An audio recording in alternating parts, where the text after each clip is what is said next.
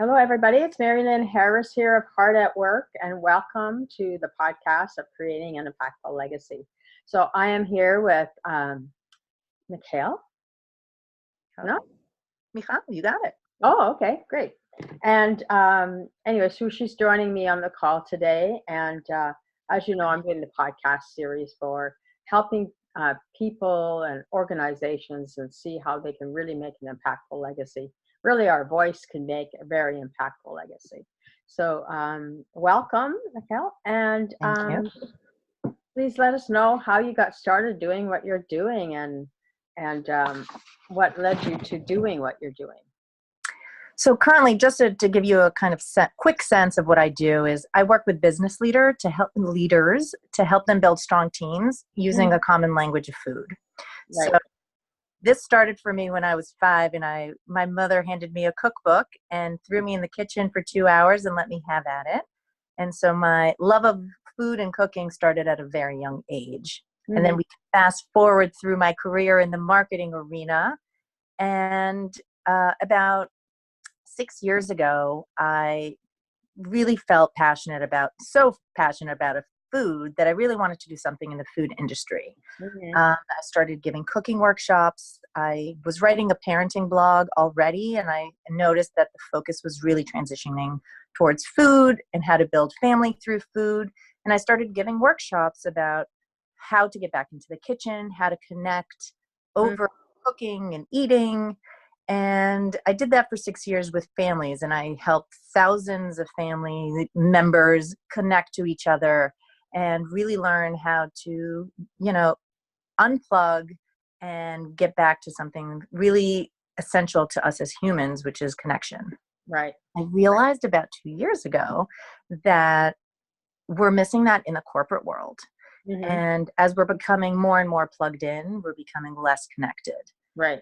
So everyone's buried like this into their technology and incapable of creating real human connection. And I realized that the biggest opportunity that nobody is thinking about is lunch, because it's a built-in opportunity to sit down and network and sit down and disconnect from technology and to take a break, which we all need. And so I started doing workshops with companies, especially a lot of startups who were trying to create a culture that was going to be different and that was going to create happier and healthier and more productive employees. And as I have continued to do more and more research, it has become so glaring to me, this opportunity of lunch. Instead of spending hundreds of billions of dollars as corporations do on team building that is after work hours or off-site, and really at the end of the day doesn't have much to show for, I have created all sorts of opportunities for companies to use that lunchtime as the time for their employees to step away from their desks, sit down at a table with another human, and actually feel more bonded, feel more connected to their colleagues. Especially now these days with millennials having a lifespan of about 8 months at the company that they work, there's no real loyalty, there's no connection to the company mission or to their colleagues. So it's easy to jump ship. Right. And that's how I've landed where I am. Okay, cool. Yeah, I'm kind of like we're kind of in the same stream.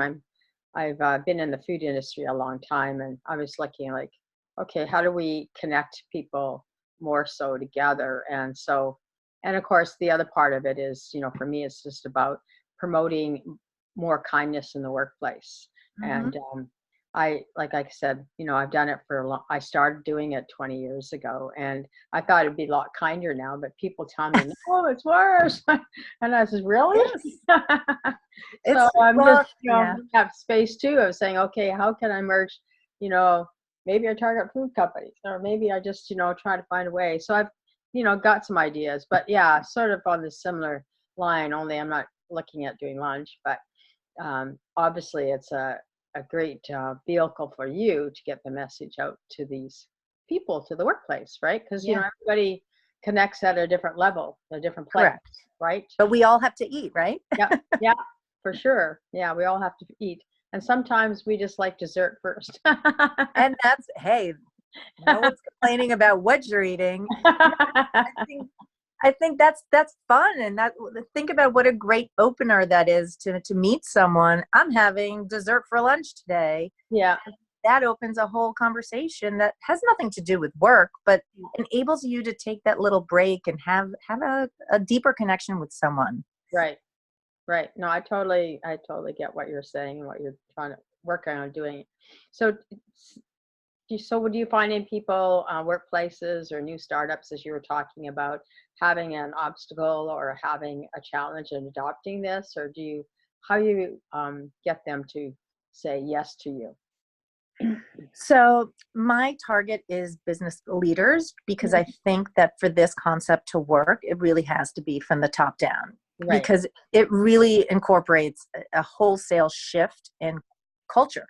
So Hmm. it's not just, oh yeah, today I feel like stepping away from my desk from, the lowest person on the totem pole. It really is takes someone to say to their team, you guys can't work 8 hours straight. There's no possible way for a human being to continue to be productive for 8 full hours without stopping, refueling, taking a little mental, space, and then coming back, with a little bit more creativity and a little bit more ability to sit there and do more work.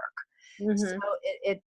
so the challenge sometimes is finding the right person who has the capacity to make that shift and Right. to say, okay, this is what we're going to do because as a company, we care about who you are. And I know that this is the whole concept of the heart at work, and that's exactly it. It's treating your employees as humans and Mm. as beings who have more than just your immediate goals in mind, but they have families, they have pets, they have other thoughts, and they Right. have a whole host of things that go on in their own lives, and it's giving them that kind of humanity, um, to be able to then also have a work family, Mm-hmm. people that they can rely on and depend on and connect with during those long hours that they spend at work. Yeah, it's so important that they have at least a friend at work, right? Yeah. Otherwise, that they're not really tapped in; they're just tuned out, kind of thing. Yeah. And So, then burnout happens so much faster when right. you dread when you get those Sunday blahs and you don't want to go to work on Monday morning and you're not going to be at your best. You're not going to be the most productive, high achiever if your soul is feeling crushed every single day when you step into, when you're on your way to work. Yeah, when you step into the space of the office, and you know, there's so many things, of course, going on. I'm sure at a workplace. It's been a long time since I've been on one, but anyway. Lucky.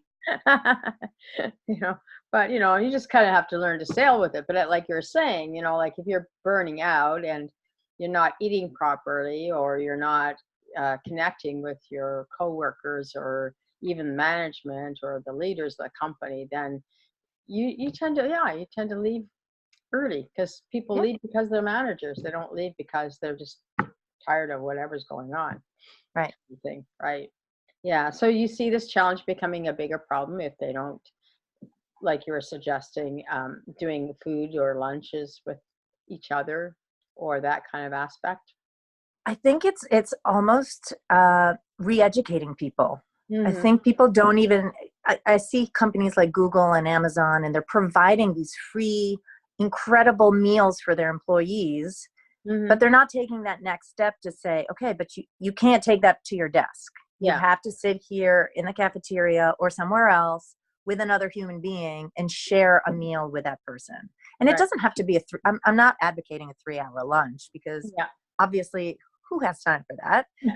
Once in a while, it's great, but Yeah. I'm not saying that that is the norm. But a 20-minute lunch, if you're anyway only going to spend 20 minutes eating your meal, Hmm. take those 20 minutes and make the most of them. Right. And take that opportunity to network. Mm. We are all better together when we do things.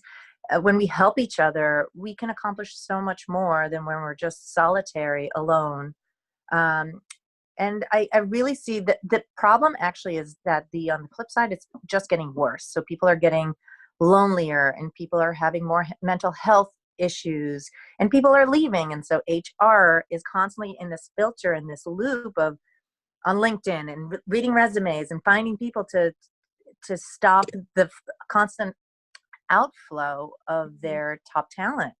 Mhm. And so we need to, so companies need to, as companies, really think about, how do we want to engage? How do we want to retain our talent so that we're not in this constant loop? Mhm. Yeah, yeah. In your conversation just a minute ago about saying, um, taking 20 minutes for lunch and engaging with somebody. So if somebody is not comfortable engaging with other people, what would you suggest that they talk about, or do you have some ideas of how they can make that connection with another person? Of course. That's what I do. Uh, and honestly, food is the greatest, easiest entree. So you see someone's eating a grilled cheese sandwich and you can literally say, oh, I love grilled cheese. Or think about a story of when you had grilled cheese, a funny anecdote. It's a really easy opening line. You can Mhm, also ask people about their, what they're working on. You can mhm, ask what they're doing over the weekend if they have plans. Really small little tidbits to mhm, open a conversation. It can also be talking about the company mission, mhm, talking about what they like about the company. mhm, There are little things that I understand that it's a hard, especially nowadays, as we're getting less used to having face-to-face interaction. It's tough, but yeah, really it takes practice. And the whole cycle of loneliness is horrible, because as we get lonelier and lonelier, we want to see people less and interact with them less, which yeah, then drives us to be even more lonely. right. So the only way to stop that loop is to just take that first step. And so, for some people that I've worked with, it's a matter of practicing in front of the mirror, saying that opening line. Ooh, what are you eating? Yeah, So it's little something that will start a conversation, and it doesn't have to be anything deep and meaningful for the first time, but mhm, something that will engage another human to respond. And mhm. hopefully not a yes and no question, because those are too easy to say yes or no, and then if both parties are uncomfortable, then it gets a little awkward. So you Yeah, always want to open with an open-ended question that might drive the conversation further. yeah. But I'm just kind of wondering though, like, okay, so I love your concept and everything, don't get me wrong. But I'm just kind of wondering if you provide people questions to ask and I things do. like that. Do you have a whole class about how to listen, how to talk to each other? Because it sounds like if everybody's working at work and they're focused on their problem, and there are introverts or people that just really don't know what to say, Right. except you have the wall of silence, so he's eating lunch together but nobody's talking.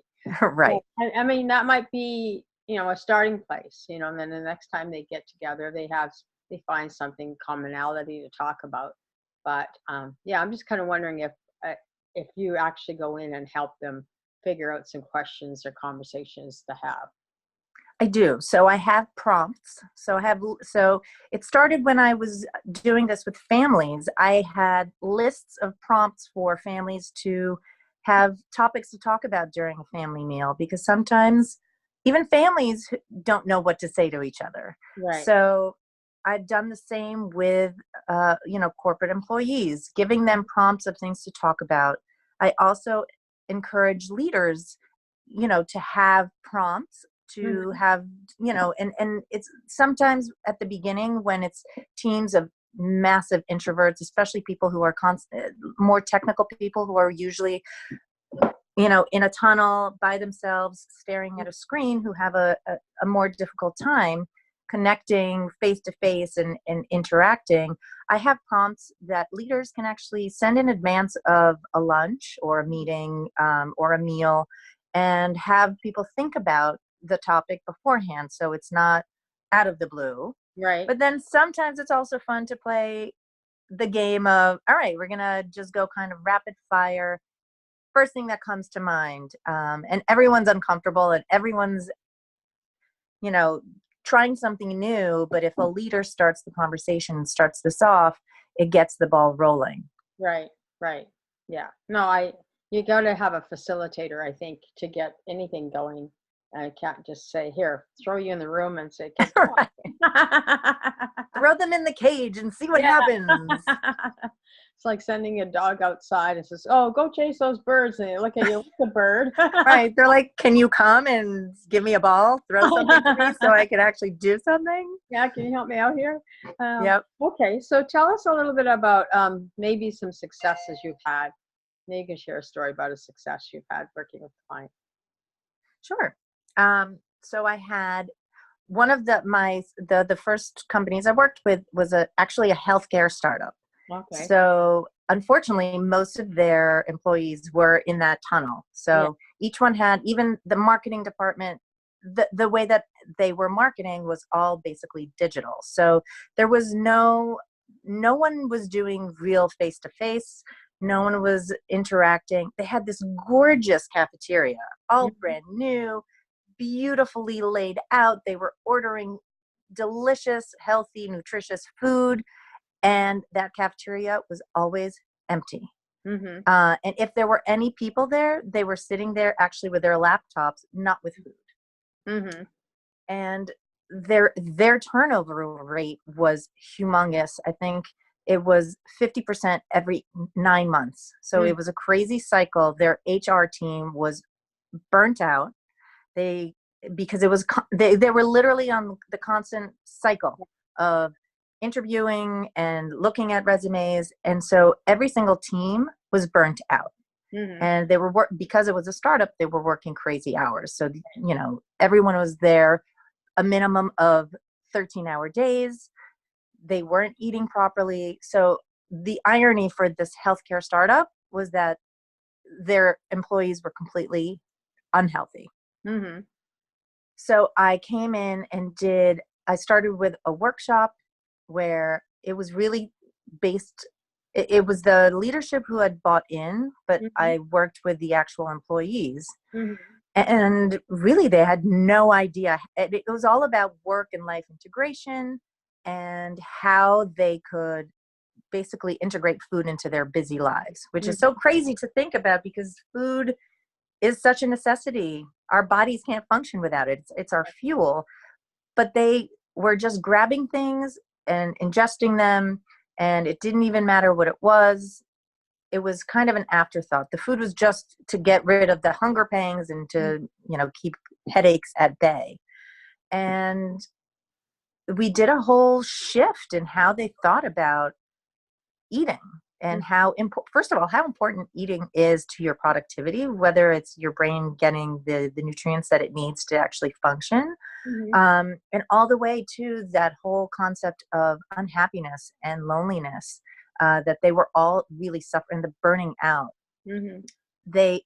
It was a team of about 80 employees. Mm-hmm. They barely knew each other's last names. Mm-hmm. They barely knew anything about each other, even though they were working side by side for 14 hours, usually a day. Mm-hmm. And it was, their retention rate was really low. Mm-hmm. And after this, it was an immediate shift. They all and a lot of them were young, 20-something-year-old millennials who they didn't know how to go about doing it. Mm-hmm. And within the same day of the training, they all had this like light bulb moment.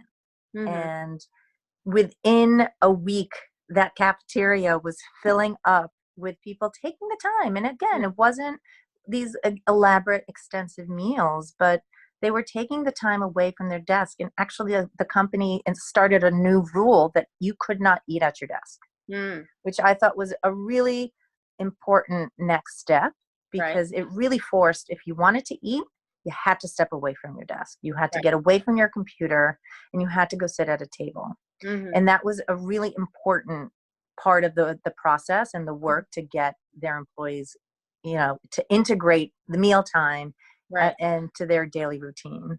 And that was that for me, that was the biggest success, when the leadership said, okay, this is the new rule. And it's been about a year, and they've engaged various different caterers to come in so that there's a variety. And it's become a norm, and most of the teams now have weekly sessions where the whole team eats together Mm-hmm. and they share personal, not Yeah. not too deeply personal, but whatever they, the team actually shares stories from their lives, and they get to Mm-hmm. know each other on a different level. And Right.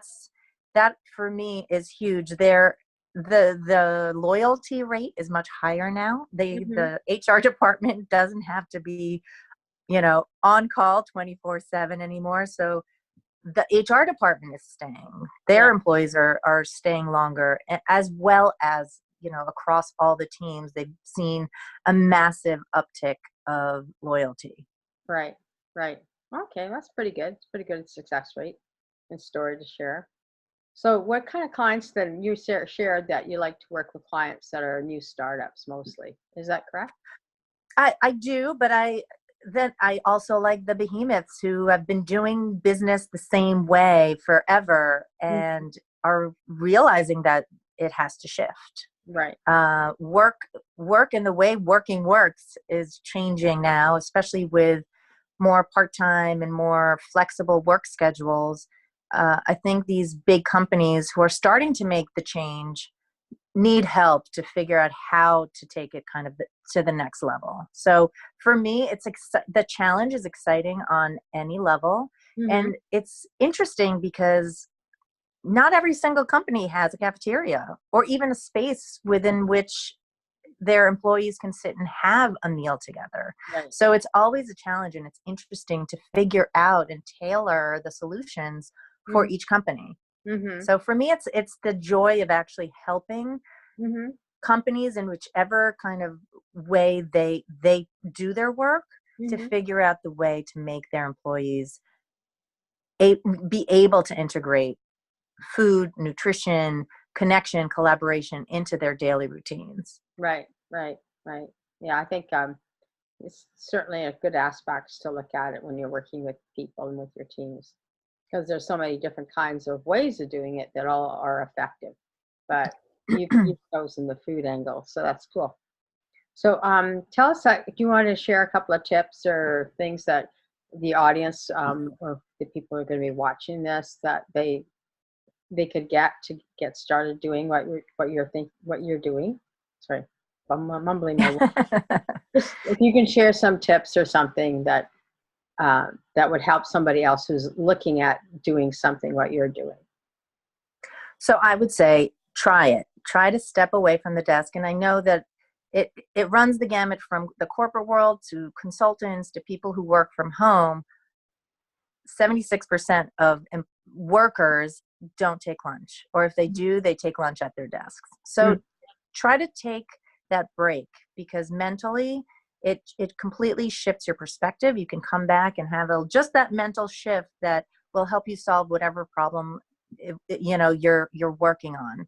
Mhm. um, and and at the same time, if you can find another human with whom to share that meal, I think that it is something that will really help combat loneliness Right. and depression and all of the things we've already spoken about. Yeah. So take that step away from the desk. And if you want to do it over the phone, I mean, you can. I have teams who are remote, and so it's figuring out how to kind of do that. And you can FaceTime and have lunch and share stories and talk about what you're eating. Or Mhm. even I've had teams that set up where across different parts of the world, they all prepare the same meal and then they enjoy it together, and they talk about how they prepared it and the differences between. Mhm. Um, I think food is an awesome way to enter a conversation, into a conversation. And I think that if you invite people to talk about food, talk Mhm. about how they're nourishing themselves, it's a great conversation opener. Mhm. Another tip I have is try cooking together. I think that's a real fun Yeah. activity if you talk about team building. Yeah. And it doesn't have to be it doesn't actually have to be cooking. It could be making a salad together, but you take your team and each person has to do something, and then you collaborate on creating something. Mm-hmm. It's amazing the conversations that opens up, especially for people who don't ever enter a kitchen and Right. have no idea how to cut. It's a fun and interesting way to get people to open up. Mm-hmm. So are you going to be teaching them some cooking lessons or some? I do, I do cooking workshops with some of my clients because it's an amazing way for people to really connect on a completely different level Right. than they're used to. Right. And it's amazing how when someone is so focused on chopping a cucumber, how that opens up their minds to talk about completely different things that they wouldn't normally feel comfortable sharing. And I even see it with my kids when my kids are in the kitchen and they're chopping and they're, really focused on working in the kitchen. They Mm-hmm. tell me everything that happened during the day. Yeah. Yeah. Get It's some the same get concept. focused, as we Yes. would call it, in another box somewhere. Okay, great. So I've really enjoyed our conversation, Mikhail. And so do you have any final things you want to share? Like how can people get a hold of you if they want to work? Sure. So you can check me out on my website, which is seasonedmoments.com. You can also follow me on Instagram, where I have more family-oriented, how to build family through food, tips, tricks, and recipes. Mm-hmm. I have 2 cookbooks on Amazon if you're interested in some seasonal cooking recipes. And you can also reach out to me directly via email, info@seasonedmoments.com. Mm-hmm. And I would love to talk more about the topic. If you have any questions, please feel free to reach out to me. I'm Mm-hmm. happy to, I could talk your ear off for hours. Of course, just very passionate about it, obviously. So, Yes, and plus, you'll have your page on the page where the podcasts are hosted. So the video great. part of it is hosted on podcast.heartatworkonline.org. And then, of course, you can listen to them on Anchor, and they're on iTunes and everywhere else. And a whole bunch of other places I didn't know existed, but that's okay. So, so it'll be everywhere. Wonderful. Yeah. So if anybody has any questions, please reach out to Mikhail. And if not, you can reach out to me and I can direct you to her or anybody else that you've listened to and you'd like to know more about. So on that note, I'm going to end this call. Thank you for joining, Mikhail. I really appreciate your vibrant energy in your Thank you. food and work. I think that's really important. So we'll take care, and we'll be talking to you guys soon. I have some more uh, people I'm interviewing coming up on Thursday morning. So we'll be talking to you all again then. Okay, Have a thank you. great day. Yeah, you too, and be kind.